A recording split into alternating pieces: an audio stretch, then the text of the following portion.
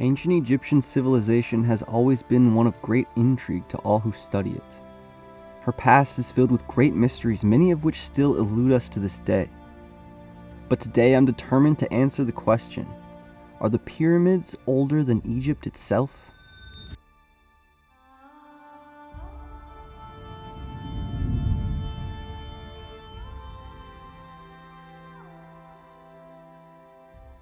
To answer this question, we have to go back to the origin of Egypt, when the Nile was still young, possibly even before the Sahara Desert swept across all of North Africa. Scholars tell us that Egypt originated in the unification of Upper and Lower Egypt in 3150 BC, based on hieroglyphic inscriptions mentioning the reign of certain pharaohs, telling us that King Narmer unified the two regions of Egypt around this time. And archaeological evidence seems to back up this date of his rule. However, the very same people who tell us that King Narmer was the first ruler of the early dynastic period also tell us that in a previous epoch, the god Ra first unified Upper and Lower Egypt before his ascent into the heavens. If you didn't catch my last video I made, I talked about this very event.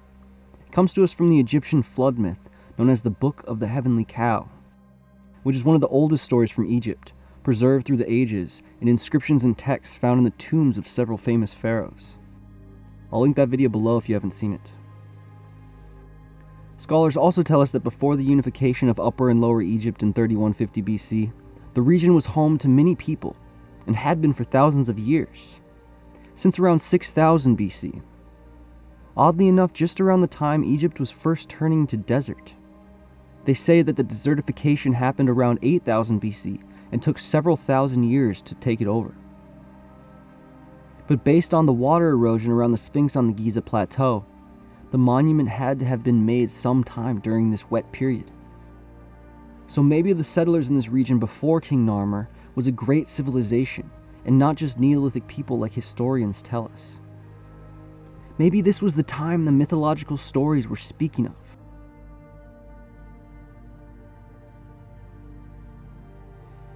But let's clear something up. These mythological stories from Egypt, including the flood myth spoken of earlier, could have been derived from Sumerian versions. The Sumerian tablets date back as early as 3500 BC, and their civilization dates to 4500 BC, with sites in the region such as Karahan Tepe and Göbekli Tepe dating back 12,000 years. It seems the Egyptians migrated from this region along the Tigris and Euphrates to Egypt, possibly sometime around 6000 BC, and brought these stories of mythological times with them from Mesopotamia, possibly in a Tower of Babel-like scenario, where the people broke off, created their own language, and translated these stories to fit their culture and region. So it's most likely Ra wasn't the unifier of Upper and Lower Egypt, but the unifier of Mesopotamia. There are just too many connections to the Sumerian gods and the stories in the cuneiform tablets. And of course we see this with all mythologies and stories that date back this far. There was definitely some original civilization where this all began. But when did Egypt itself start? Of course, the people along the Nile didn't call themselves Egyptian. They referred to themselves as Kemet. And actually we can see these words used interchangeably throughout later Egyptian history. The word Egypt actually comes to us from the Greek. So before that, it was just Kemet. And the Bible refers to this land as the land of Ham, one of the sons of Noah, whose son was Cush, of the Kush Empire, south of Egypt. So the civilization of Egypt, or Kemet, didn't begin until after the flood, according to biblical accounts. This would make sense, as even in the Egyptian flood myth, we don't get much of an account of life in the region before that, other than the mention of the gods ruling and leaving lesser gods to rule after the flood. It would also make sense when we consider the story of Atlantis. Remember, the Atlantis story was said by Plato to have first been recorded by Egyptian priests. But the only mention in Plato's account of civilization in the region was that of Atlantis itself and the early Athenians. So either Egypt was a settlement of Atlantis at the time Plato spoke about 9,000 years ago, or it wasn't in existence at all. Remember, archaeologists have only found evidence of settlements in the region as far back as 6000 BC, which actually makes a lot of sense when you look at this with the foreknowledge of the Younger Dryas theory, which tells us the Earth experienced huge cataclysms, roughly around 11,000 BC to 9,000 BC, which created a world that was experiencing massive geological change for several thousand years after that, like we see with the sinking of the region of Doggerland, which wasn't fully submerged until 6500 BC, and the aforementioned desertification of the Sahara, which would have been taking place around this time of the pre-Egyptian people. So based on all this, I'd place the beginning of the Egyptian civilization at this time around 6000 BC, roughly 8,000 years ago. They would have been already referring to themselves as the Kemet people, and are thought to have traveled from Mesopotamia and the Levant to the fertile land of the Nile. Personally, I also believe this would make sense with biblical chronology, although scholars will place the flood sometime around 2350 BC, but I believe this dating is flawed, and can point to early versions of biblical writings to prove this. If you want me to make a video on this, let me know, but I think the date of 6000 BC in regards to the biblical writings fits in perfectly.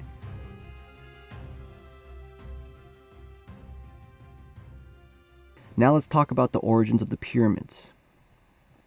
There's a lot of evidence that point to the construction of the pyramids taking place before the traditional dating of 2550 BC.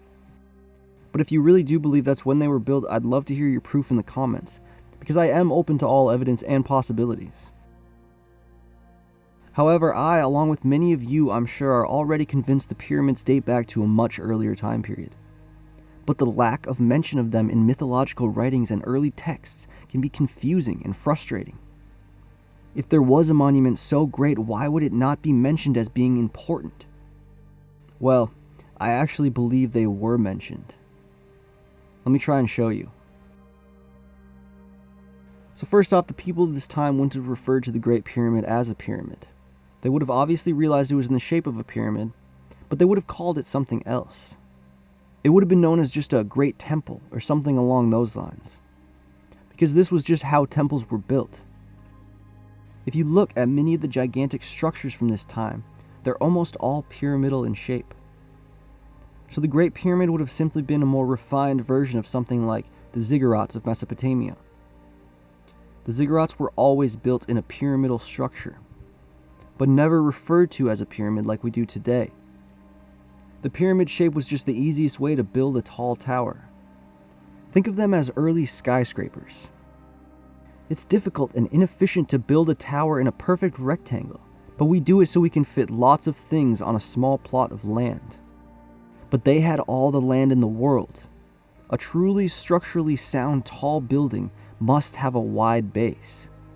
So almost every large ancient structure was built this way. The Egyptians just perfected it in a way that is unmatched and incredible to us. But actually the ancient world has several either lost, buried, or dismantled structures that do match the complexity and scale of the pyramids at Giza. One of these, and possibly the earliest, was the Great Ziggurat of Babylon, mentioned in the Sumerian tablets, which scholars equate to the Ziggurat of Etemenanki, a site that was found in 1876 that perfectly matches the measurements mentioned in the Sumerian tablet when describing the Ziggurat of Babylon, 300 feet high and 300-foot square base. The site remains today in total ruin and has not survived the thousands of years well, but its mere existence proves these tablets correct. This site of the Babylonian ziggurat is said by historians along with biblical scholars to equate to the Tower of Babel, the massive building that the Bible says the early Babylonian king Nimrod built, sometime shortly after the flood. It was said to be so massive it reached up to the heavens, and Nimrod planned to climb it and strike at God himself.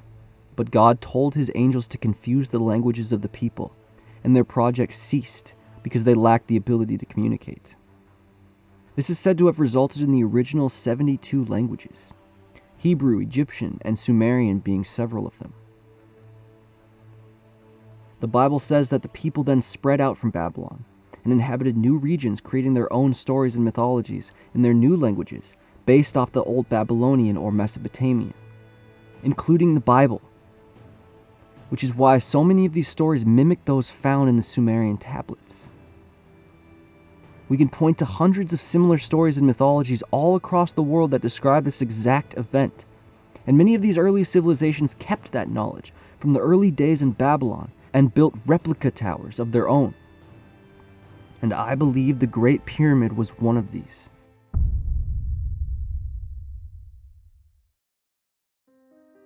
These Tower of Babel stories are found all over mythology, and I really want to make a video in the future getting into these stories and the distribution of the people after the flood, but just to name a few.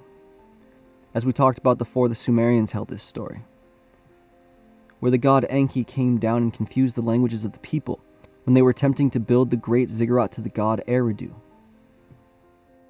The later Greeks have a similar story. According to Greek historian Diodorus Siculus, a group of giants built a massive temple after the cataclysmic flood, and the Olympian gods came down and prevented them from doing so, giving them different languages in the process. In Hindu mythology, there's a story about the goddess Saraswati, confusing the speech of people who tried to build a tower high enough to reach heaven.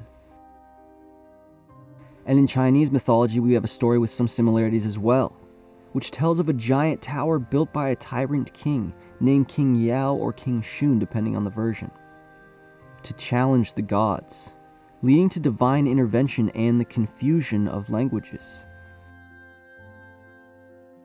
And then on the other side of the world, there's an old Cherokee legend telling of a time when all people spoke the same language and planned to build a tower to reach to the heavens. The creator sent a buzzard to confuse their language and scatter them across the earth. And then to the south, the Mayans and the Aztecs had a similar legend of the construction of a massive tower called Tzompantli by a giant race of humans who sought to reach the realm of the gods. The gods destroyed the tower and scattered the people, causing them to speak different languages. And they say that this tower is the Great Pyramid at Cholula, the largest pyramid in the world, which sits under huge layers of dirt and has an early Spanish church built on the summit because they didn't even realize a pyramid was there. They also say the pyramids at Teotihuacan were built by these giants as well, and they were known as the Kemet in the Aztec. Is it a coincidence that all these cultures that had their own version of a pyramid also had a Tower of Babel story where the gods came down and prevented them from finishing these constructions? I propose that after the gods confused the languages, the people scattered and tried to reconstruct these towers of Babel in their own regions. And we can literally see the remnants and offspring temples built later as less advanced replicas all over the world. And the Egyptians were no different. So if this is the case, and the Great Pyramid at Giza is a rebuilding of the Tower of Babel by the Egyptians, who came from Sumeria, then it would place the date of the building just after the flood, placing its construction according to ancient Egyptian history during the rule of the lesser gods of Egypt, Osiris and Isis. But there's another story that might knock this construction date all the way back to the time of Atlantis, 11,000 years ago, before the flood sunk the great city into the depths of the earth. You may have heard of it. It's known as the worldwide grid theory. Basically, the belief is that the reason there are so many pyramidal constructions on Earth is because Atlantis, over 11,000 years ago, had a worldwide civilization with colonies in each cradle of the world, and all of them had a pyramid to generate power as a sort of worldwide energy transfer system. This actually does make a lot of sense when you think about Nikola Tesla's theories on pyramids, how they were giant free energy generators, and his Wardenclyffe Tower was said to be exactly based on the mechanisms in the Great Pyramid of Giza. In fact, it is known that J.P. Morgan was sending archaeologists to the Great Pyramid during the same time Tesla was working on this tower. I have a video on this too, and I'll link that below as well. The capstone of conductive material, the rods that reach down into the earth, the height that reaches to a specific part of the atmosphere, and the use of Earth's resonation. And Tesla's towers were meant to both produce free energy from the atmosphere and transmit it to other towers across the world. And he wrote extensively about this, but just never got the funding to finish this project. This is exactly what the pyramids would have done according to this worldwide grid theory. So if this is true and the Atlantean civilization had a worldwide empire that produced and transmitted free energy, then the Great Pyramid of Giza, along with many other pyramids, are much older than we currently think. At least 11,000 years old to be exact, but most likely even much older. Placing the construction of the pyramids under the Atlantean rule, not the Egyptians or Kemet. The Atlantean language could have been that original language spoken of in the myths, and maybe they built this worldwide grid, and they wanted to build one more pyramid even larger than the one at Giza, and the ones in Mexico, that would in some way reach to heaven, whatever that meant. But then the gods put a stop to this and scattered them to these Atlantean colony outposts, where they used these pyramids as simple temples and tombs because they did not understand the technology anymore.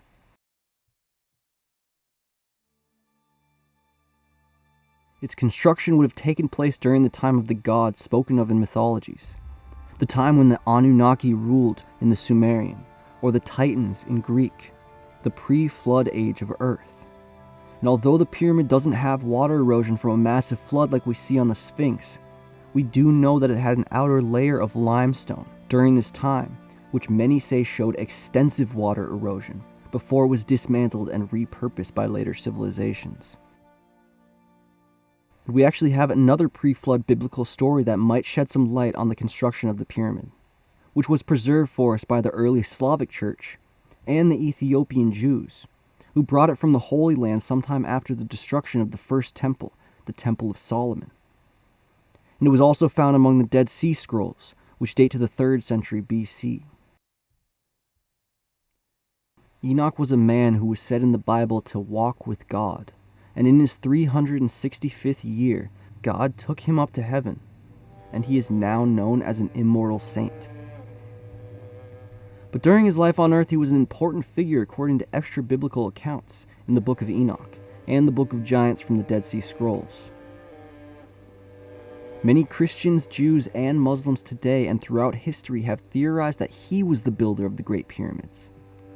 Interestingly, the Theosophy movement equates Enoch to the great messenger god Hermes, who is also equated to the Egyptian god of wisdom, Thoth, who many believe to be the descendant of Atlantis as spoken of in the Emerald Tablets of Thoth. But biblically, Enoch was a man very close with God as well as the grandfather of Noah. It was Enoch who God first revealed the prophecy of the coming flood, and he relayed this message to his son Methuselah, who in turn related to his son Lamech, who related to Noah, who would go on to build the ark and save humanity. Many historians equate him to a Sumerian king, who appears on the famous Sumerian king list, Enmed-Duranki, who is also said to have been taken by the gods up to heaven. So Enoch may have even been a great king in his day, but he was known to have been an extremely wise man, and it is written that God revealed to him all the secrets of the universe. Here's a writing in the book of Enoch describing Enoch speaking to his son Methuselah about the knowledge he has received from the angels. And now, my son Methuselah, all these things I am recounting to you, and writing down for you, and I have revealed to you everything, and given you books concerning all these. So preserve, my son Methuselah, the books from my father's hand, and see that you deliver them to the generations of the world. I have given wisdom to you and to your children, that they may give it to their children for generations.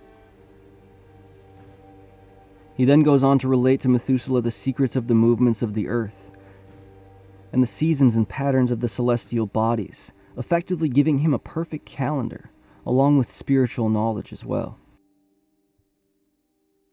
This included the prophecy of the flood, which would happen after Enoch was taken up to heaven. So he had no way of preventing it. Imagine living, knowing that shortly after your death the entire world will be destroyed. Everything you do would seem pointless. Anything you leave behind would be destroyed, and your existence would be functionally erased, other than a memory in the minds of the survivors. So many have theorized that Enoch took this knowledge that God gave him and preserved it in a massive monument that would survive even a flooding of the earth, as well as the sacred biblical writings of the book of Genesis that are held as holy texts by Jews, Christians, and Muslims. And that monument was, of course, the Pyramid of Khufu at Giza, the largest and oldest of the pyramids. This pyramid in particular is the one that contains all the information that we have discovered in modern times, like the size of the Earth, the alignments with the poles and constellations, a perfect calendar, the knowledge of the golden ratio, and sacred geometrical numbers that relate to measurements in our solar system. Alignments with stars and equinoxes, the use of frequency and resonation, and much more information is encoded in the pyramids, some of which we don't even fully understand today. Many have also pointed out the details in the pyramid that seem biblical in origin. For example, the use of the number 7 in several places. The inner king's chamber, which contains a box that has the same dimensions the Ark of the Covenant was said to have. And the entrance to which has a fixed stone in the doorway, forcing a person entering to bow in order to enter this chamber. And the outcasing was said to be composed of 144,000 stones, the same number found in the Bible in Revelation when describing the number of saints, and a very common number in sacred geometry and numerology. There is also a passage in the book of Isaiah that says, "In that day shall there be an altar to the Lord in the midst of the land of Egypt, and a pillar at the border thereof to the Lord. And it shall be for a sign, and for a witness unto the Lord of hosts in the land of Egypt." Many believe this is referring to the Great Pyramid. Even many Muslims throughout history have believed this. There's an old Arabian historian named al-Makrizi who wrote that the Great Pyramid was known to have been built by a king who lived before the Great Flood, named Sarid, who is known in the Hebrew as Enoch. So does this mean the pyramids are older than Egypt? Built by the people of Atlantis or Enoch from pre-flood times? I think this is a real possibility, and would explain why the construction of the pyramids doesn't appear in Egyptian mythology, and why the Great Pyramid is so different from other Egyptian temples. These might have been ancient even to them. Maybe this is why there are no hieroglyphs or artwork inside the Great Pyramid, whereas all other Egyptian monuments have writing and paintings engraved all over them. But the Great Pyramid is unique in this way. Based on our research here, I would say it is very compelling that the pyramids are much older than Egypt and go back to this pre-flood time, either built by Enoch or as a part of this worldwide grid theory. I like the Enoch theory, but it doesn't quite explain why there are so many similar monuments around the world. Whereas if they were part of some kind of worldwide grid, it would make some sense why they are so similar. Or maybe Enoch was a king over Atlantis, and he, with his knowledge from God, built this worldwide grid. And that is the culmination of the knowledge from God. Maybe we're just scratching the surface, and there is much more detail to be considered. In the Book of Giants from the Dead Sea Scrolls, Enoch is some kind of authority figure to the giants before the flood, meaning he may have been some kind of ruler or advisor to them, further pointing to Enoch being a high-ranking official in the Atlantean or pre-flood civilization. I guess there's no way to know all this for sure, but none of these theories are out of the realm of possibility. I'd love to know what you guys think. How old is the pyramid? And does it go back to the predecessor people that came before the Egyptians? Let me know in the comments. Thank you so much for watching, and please go head over to our Patreon to watch these videos ad-free, and you gain access to all the articles, books, and videos I read when researching for these as well.